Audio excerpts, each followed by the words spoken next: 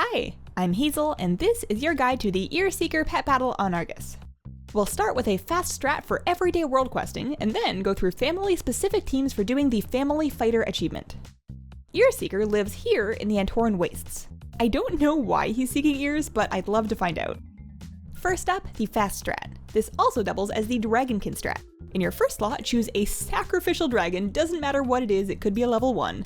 In the second slot, bring a Nexus or a Stormborn Whelpling with Arcane Storm and Mana Surge. You could use another one of those in the third slot, or a Creminius with Surge of Power will do fine also, and you might not even need the third.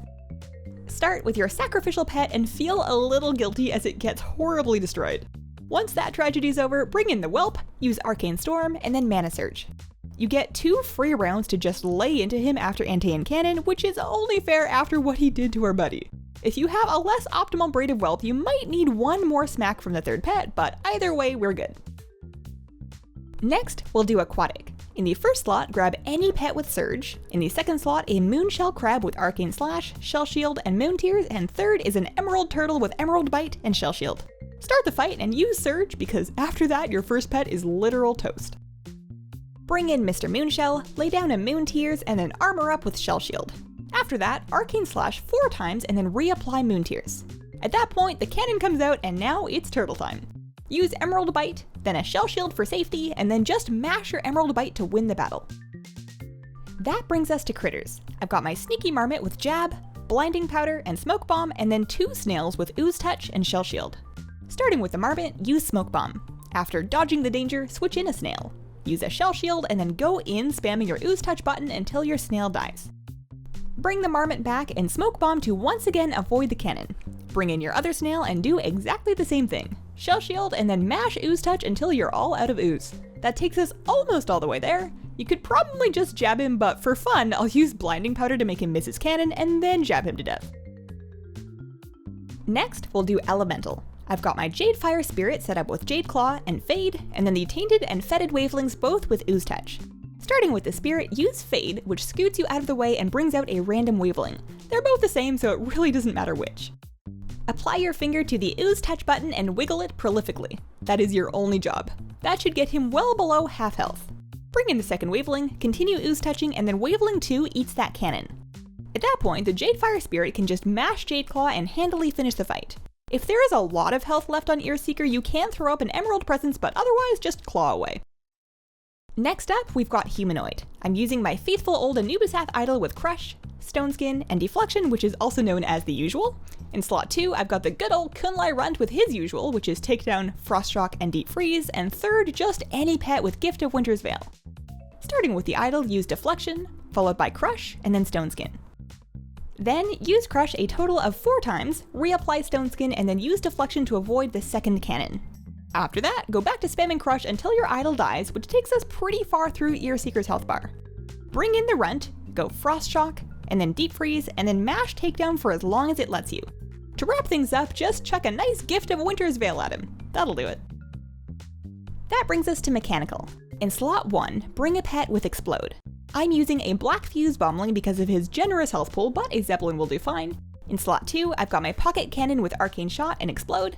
I didn't need a third pet, but if you're nervous, a pet with magic damage like a Sun Reaper Micro Sentry or a Rascalbot would be good, or even something with Ion Cannon. Starting with the Bombling, we'll press Explode.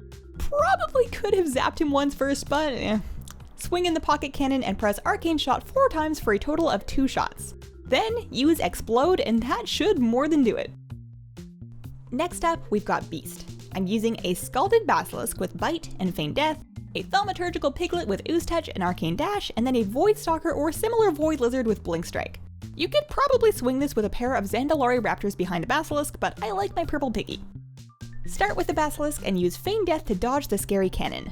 That should pull in your Piglet. Use Ooze Touch, and then Arcane Dash, and then spam Ooze Touch for the remainder of your Piglet's lifespan. Next, bring in the Lizard and you should be able to Blink Strike twice before losing him to the cannon. The Basilisk comes back in and 2 or 3 bites should finish the job.